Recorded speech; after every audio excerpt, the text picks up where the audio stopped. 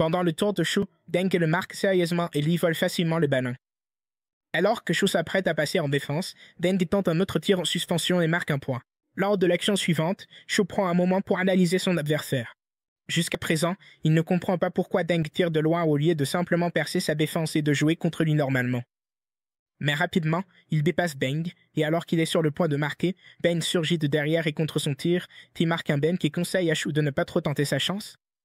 À ce moment-là, Shu perd déjà bien plus que d'habitude, alors il envisage d'arrêter la partie car les autres joueurs se moquaient déjà de lui. Ailleurs, Sima et Yao continuent de prendre des photos, prenant tout leur temps jusqu'à ce qu'un joueur imposant nommé Xiao An apparaisse derrière eux, exigeant de savoir ce qui fiche là.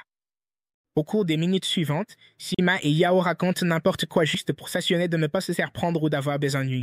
Heureusement pour eux, quelqu'un arrive et parle au capitaine, Xiao, du défi de Shu contre Deng Xiao.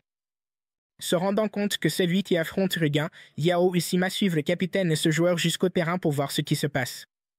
Pendant ce temps, Shu prend tout son temps pour réfléchir à une bonne stratégie afin de battre Deng. En se rappelant quelque chose de son passé, il dépasse rapidement Beng et atteint le panier. Cependant, en voyant Beng venir contrer son tir, il feinte le premier et marque avec le second.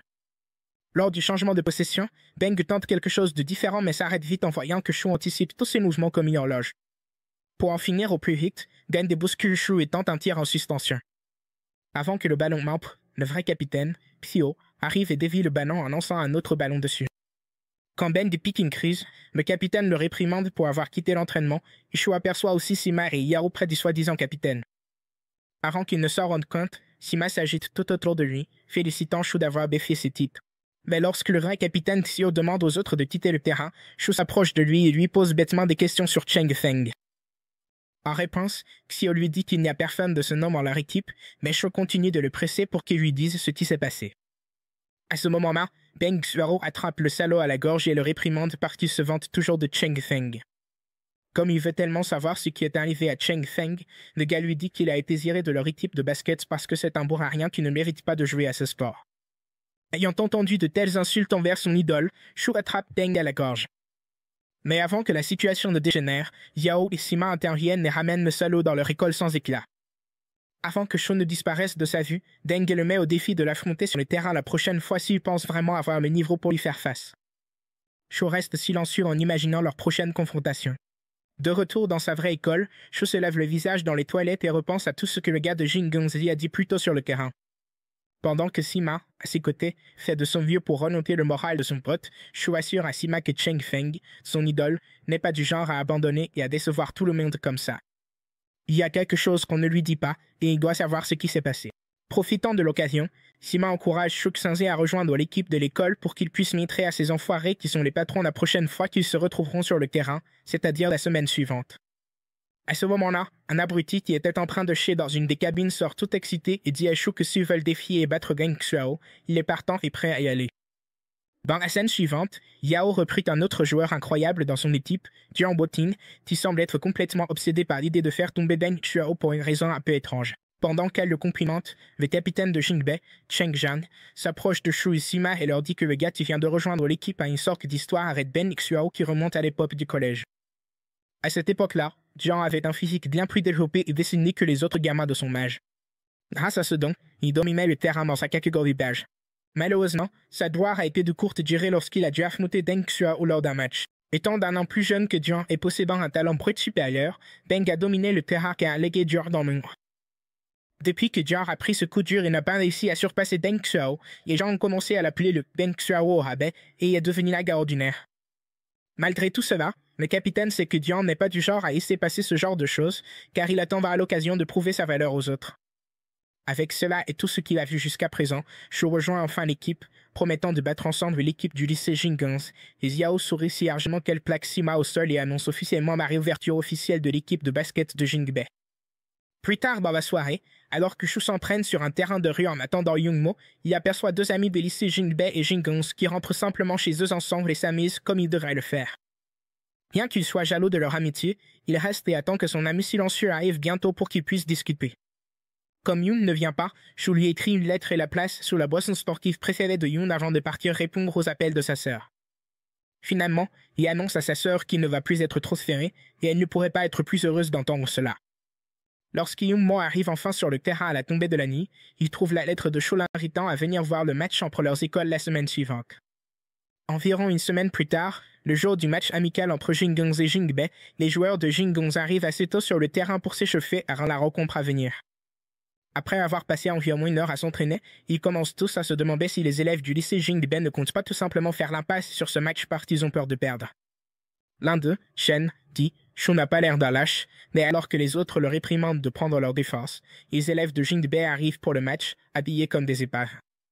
Pendant quelques secondes, ils ont droit à leur moment de gloire, mais leur heure de gloire passe vite et ils se font tous ridiculiser par les autres élèves qui insultent Sho et Sima à cause de leur choix vestimentaire bizarre. Après s'être encore plus couvert de ridicule, Sho achève de ruiner le peu d'aura qu'il leur restait en demandant au capitaine de Jinggongs où se trouvent les vestiaires. En réponse, le capitaine dit à Sho que les vestiaires se trouvaient sur le chemin menant au terrain, et tout le terrain éclate de rire encore plus fort tandis que Yao et les autres baissent la tête de honte. Jian Boting fait rebondir un ballon de basket avec force sur le sol pour attirer l'attention de tout le monde sur le terrain. Quand il y parvient enfin, il dunk le même ballon, qui est encore en l'air, puis il fixe ses coéquipiers et leur demande s'ils sont enfin prêts à jouer le match. Le voir apporte du bonheur et des sourires sur les visages de Shu et Yao, car ils ressentent tous un nouvel espoir que les choses pourraient bien se passer avec lui dans les parages. Pendant que les joueurs s'échauffent, Yao place son téléphone sur son trépied et diffuse en direct les activités du terrain sur le forum du lycée Jingbae, veillant à tenir son public inexistant informé de chaque action qui se déroule sur le terrain, y compris les tactiques de l'équipe adverse. À un moment, un des garçons du lycée Jingxi lui dit bonjour, mais Yao, ou Mademoiselle Carré comme il l'appelle, se dérobe timidement et continue d'enregistrer. Quelques minutes plus tard, les joueurs s'équipent et s'alignent au centre du terrain en attendant le coup de sifflet pour commencer. Pendant qu'ils attendent, Jian Boting cherche Deng Shuao dans la composition de l'équipe adverse, mais il est stupéfait de ne pas le trouver parmi eux. Quand l'un des adversaires en entend discuter de ça avec Shu, il les interrompt et leur assure que les remplaçants suffisent largement à Jingxi pour les battre. En réalisant que ces idiots les sous-estiment vraiment, Yao reste silencieuse et continue d'attendre que l'impossible se produise. Une minute plus tard, l'arbitre lance le match avec un entre-deux. Mais, à la surprise de Jingxi, Jian Boting saute assez haut et dévie le ballon de son côté du terrain. Malheureusement, sa poussée est tellement forte que le ballon frappe à nouveau Yao en plein visage.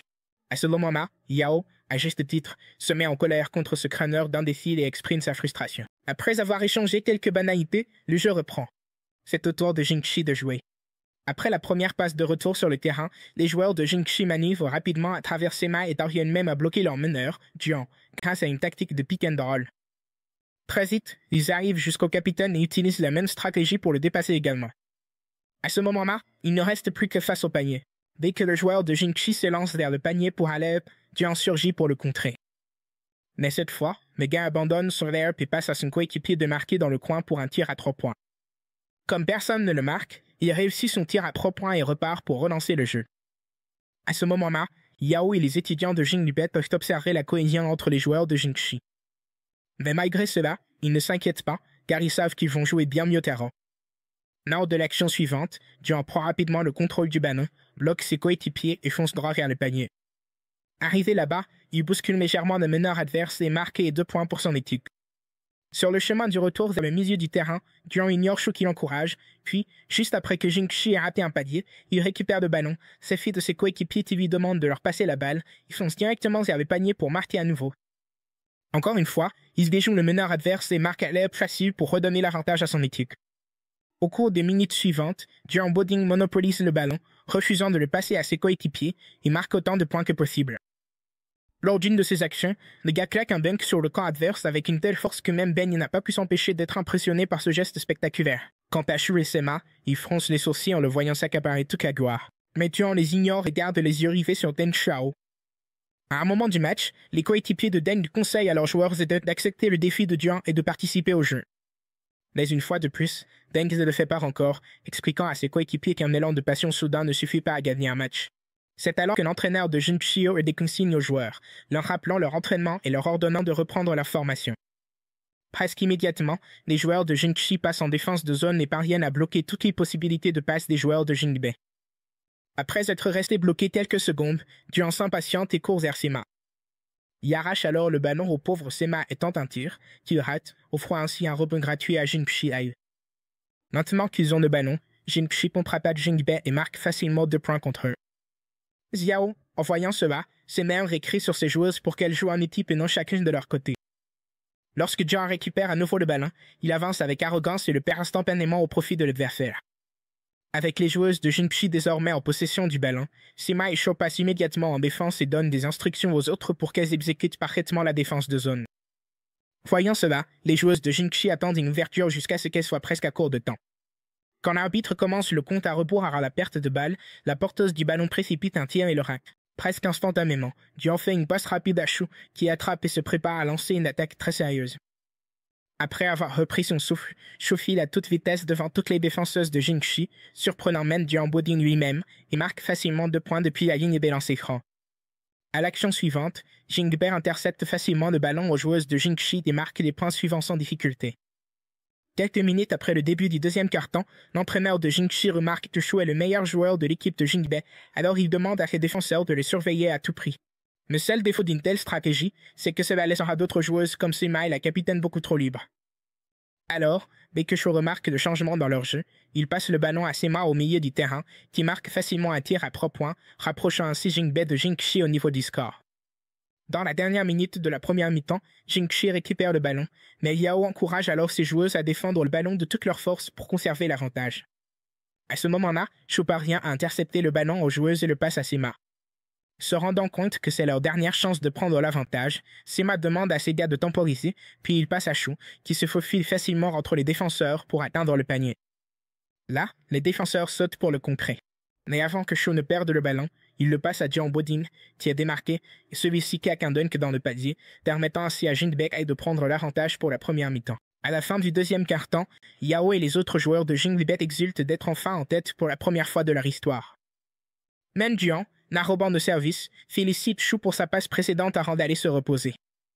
Quelques minutes plus tard, Yunmo, qui est en cours, surprend quelques élèves à côté de lui en train de parler des scores du match qui se déroule actuellement à la mi-temps. Contrairement à d'habitude, on peut dire que c'est un miracle que cela soit même arrivé. À ce moment-là, Yao rassemble ses coéquipiers, juste après les avoir encouragés à ramener la victoire, lance le premier cri de ralliement de l'équipe depuis des lustres. Quand tout acquis est fait, Shu remarque que Jiang fixe Beng Shuao et comprend vite que ce dernier va commencer la seconde mi-temps, ce qui signifie que Jiang a enfin vu son défi relevé. Au moment où la seconde mi-temps du match commence, Jiang se retrouve enfin marqué par son ennemi juré, Deng, après tout ce temps. Mais au moment où il saute pour marquer, Beng bloque facilement son tir et passe le ballon à ses autres coéquipiers qui foncent vers l'autre panier pour marquer. Pendant un instant, Jiang a l'occasion de défendre sur Beng. Mais avant même qu'il ait le temps de cligner des yeux, Deng le dépasse à toute vitesse comme le vent étant alerte. Refusant de le laisser passer, Jiang saute pour contrer le ballon.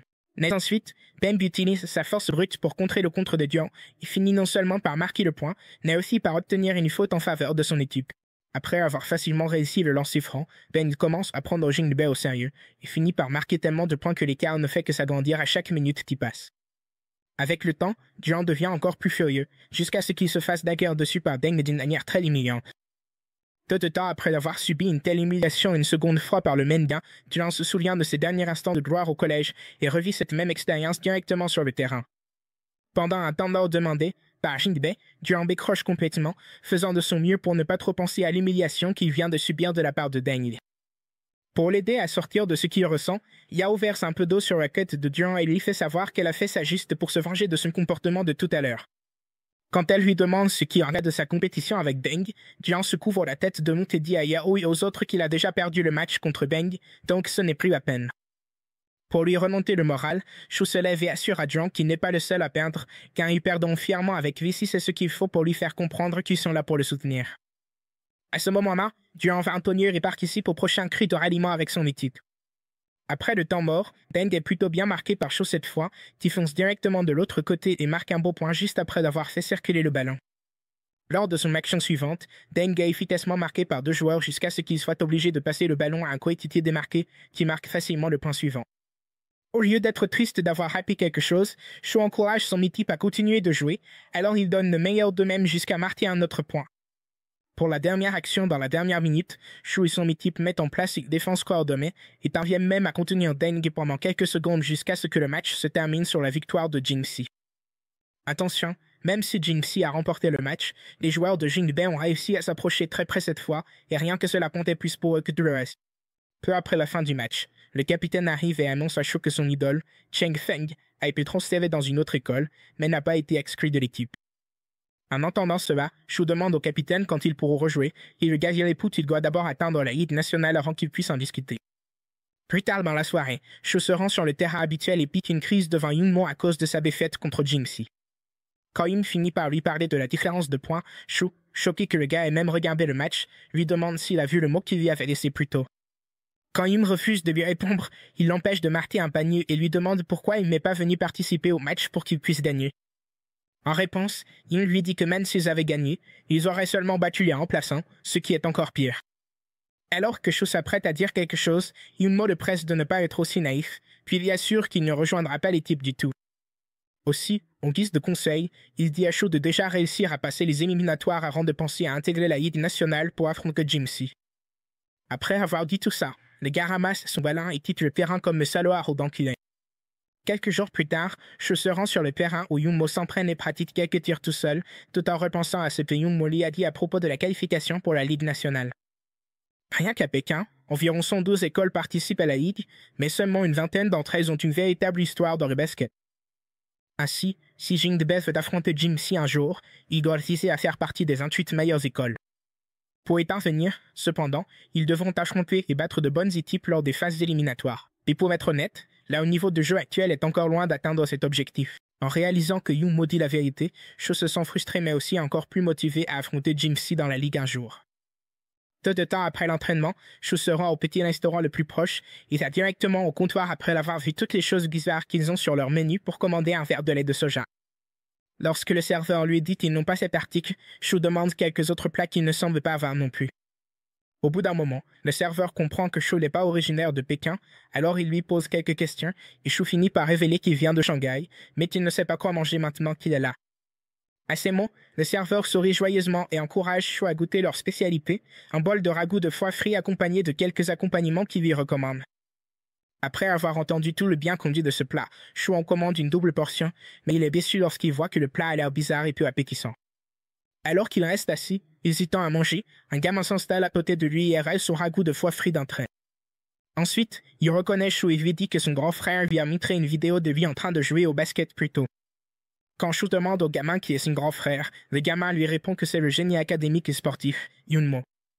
En entendant cela, Shu panique et demande au gamin de lui dire ce que Yunmo a pensé de sa façon de jouer. Cependant, avant de révéler un détail aussi important, le gamin demande d'abord à Shu de le soudoyer. À peu près au même moment, Yunmo, qui se prépare à quitter la maison pour aller à son cours de violoncelle, se dirige vers l'endroit où il garde son ballon de basket, mais il est choqué de ne pas le trouver là. Alors qu'il s'apprête à commencer à le chercher, sa mère surgit de nulle part tenant le ballon de basket et lui demande si c'est bien ce qu'il cherche. Sachant très bien qu'il ait pris la main dans le sac, Yunmo reste silencieux et continue simplement de regarder. Ailleurs, Shu achète 2 glaces au gamin et continue de le pousser à lui dire ce que son grand frère a dit de son match. Au lieu de lui répondre, le gamin, qui sera plus tard identifié comme Pichou, s'assure de finir sa 2e glace avant de dire à Shu d'aller se faire voir, puis il prend la fuite. À ce moment-là, Shu décide qu'il ne va pas laisser ce petit morveux s'en tirer avec de telles conneries. Alors, il attrape Ti par les cheveux et lui ordonne de tout balancer tout de suite, sinon il ne le lâchera pas. Quand il menace d'appeler son frère pour lui casser la figure, Shu accueille l'idée à bras ouverts, affirmant qu'il est prêt à se battre. Malheureusement, avant que les choses ne dégénèrent, Duo aperçoit Yunmo debout devant une femme tenant un ballon de basket et se cache avant d'être découvert. Juste après avoir montré à son fils son ballon de basket caché, la mère de Yunmo lui demande s'il se souvient de la promesse qu'il lui avait faite à l'époque. N'obtenant aucune réponse, elle reste silencieuse et retourne dans l'appartement avec le ballon de basket préféré de son fils, le laissant tout seul dehors. Quelques instants plus tard, alors qu'il sera à son cours de violoncelle, Yunmo aperçoit quelques anciens en train de jouer sur le terrain où il s'entraînait autrefois et se prépare à continuer son chemin. C'est alors que Shu arrive avec son frère, Ticho, et l'invite à venir s'entraîner avec eux sur le terrain. En réponse, Yunmo refuse leur invitation et les encourage tous les deux à jouer ensemble. Après avoir essayé, sans succès, de le convaincre de jouer avec eux, puis tente la technique mignonne que les enfants utilisent pour obtenir ce qu'ils veulent. Et finalement, ça finit par convaincre Yunmo de les rejoindre sur le terrain. Peu après d'avoir fait venir son frère, qui s'approche des anciens et les défie à un match de 3 contre 3. Au début, les anciens parlent d'apprendre quelques techniques aux petits gars et tout ça, en précisant qu'ils ne sont pas là pour se moquer des enfants et compagnie. Mais ensuite, Ti montre un peu de son talent, malgré sa petite taille, et marque quelques points pour les impressionner. Juste après, il parle beaucoup de son grand frère et de Shu, jusqu'à ce qu'ils finissent par convaincre les anciens de jouer avec eux. Pour commencer leur match, ils lancent le ballon à pied et disent à son équipe de commencer. Pour Airhead, une équipe ne gagnera que si elle marque 10 points en premier. Une fois le match terminé, les perdants devront manger le ballon pour le dîner. Sur ce, T fait une passe à Shu et l'encourage à aller chercher leur premier point. Quand Shu regarde Yunmo, espérant qu'il prenne le relais, le frère dit à Shu de continuer à jouer, car il a de mauvaises humeurs. Et Shu, agacé par la réponse de Yun, traverse le terrain et se dirige vers le panier pour marquer le premier point. Alors qu'il est marqué, il lance le ballon vers Yunmo, qui l'attrape simplement en restant debout et le renvoie à T pour qu'il tente le tir. Sans perdre de temps, le petit Happy tente le tir, mais malheureusement, son shoot est contré par le vieux qui le marque. Les anciens récupèrent alors la possession du ballon, le font circuler rapidement à travers la défense de Shu, marquent leur premier point et se vantent d'être trop forts et tout le tralala. Par l'action suivante, Shu s'approche de Young et l'encourage à se ressaisir. Mais comme Mega continue à faire idiot, Shu l'ignore et poursuit le jeu. En faisant de son mieux pour défendre contre les anciens, Shu commet une erreur et fait encaisser un point à son équipe. Encore une fois, avant l'action suivante, les anciens s'arrêtent pour blablater sans fin sur le fait de sortir avec la plus jolie fille du lycée, jusqu'à ce que Pi passe accidentellement le ballon à l'un d'eux, ce qui fait concéder un autre point à l'équipe, malgré la tentative de Shu de défendre sur le vieux qui a le ballon. Finalement, le match reprend. Mais avant que les anciens ne jouent, ils se plaignent qu'il n'est pas juste de jouer à 3 contre 2, puis suggèrent de refaire les équipes. Après avoir refusé de refaire les équipes, Shu rapproche Pi de lui et lui dit de le laisser se concentrer sur la défense pour l'instant afin qu'il puisse tenter sa chance à chaque ouverture. Maintenant que Pi a compris le style de jeu, tout le monde se remet en place. Pi distrait l'un des anciens qui tient le ballon et Shu lui vole facilement le ballon. Ensuite, il passe le ballon à Pi, qui l'attrape, se faufile entre les anciens qui le marquent et marque un joli panier à 2 points contre eux. Ce geste surprend tellement des anciens qu'ils n'arrivent pas à croire que le gamin ait réussi à marquer. Alors que Shu félicite le gamin pour avoir marqué, Yunmo se souvient qu'un de ses idoles du basket au collège lui avait dit exactement la même chose quand il était plus jeune, et il est surpris de voir à quel point ils se ressemblent. À l'action suivante, Shu se faufile habilement entre les anciens, fait une passe élégante à son nouveau tireur, et regarde Pi marquer encore un joli panier à 2 points. Passiva.